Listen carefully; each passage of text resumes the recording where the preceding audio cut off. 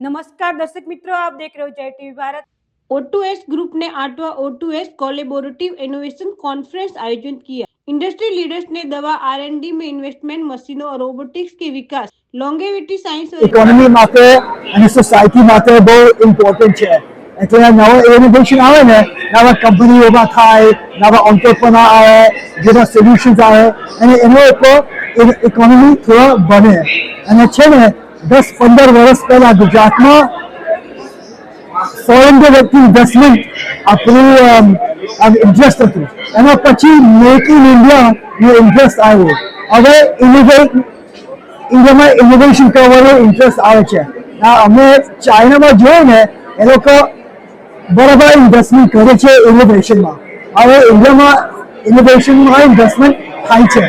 એના પછી ઇન્વેસ્ટમેન્ટ થાય ને તો બધું પૈસા જોઈએ, ઇન્વેસ્ટમેન્ટ જોઈએ, ઇન્સ્ટિટ્યૂટ જોઈએ, સ્ટાર્ટઅપ જોઈએ, ટેલેન્ટ જોઈએ, પ્લેસમેન્ટ જોઈએ. બધા ભેગા થાય ને વિચાર શેર કરે શું દુનિયામાં થાય છે, ઇનોવેશન શું કરીએ અને ક્રિએટિવિટીમાં નવા ઇન્ડસ્ટ્રી ઊભા થાય. એટલે આપણે Hi, my name is Hitesh.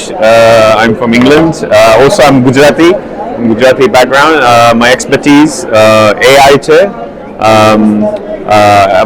Research કરેગા એમાં અમે દવા જોતા હે એમાં પણ અમે મારું ગુજરાતી બહુ થોડું છે.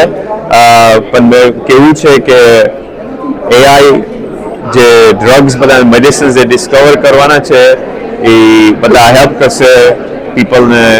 પણ ઓલ્સો ઇન્ડિયામાં ઓલરેડી બધા ડિસ્કવરીઝ છે. આપણે તમારી મમ્મી કહેતા હશે કે હળદર ખાઓ મરી હારે.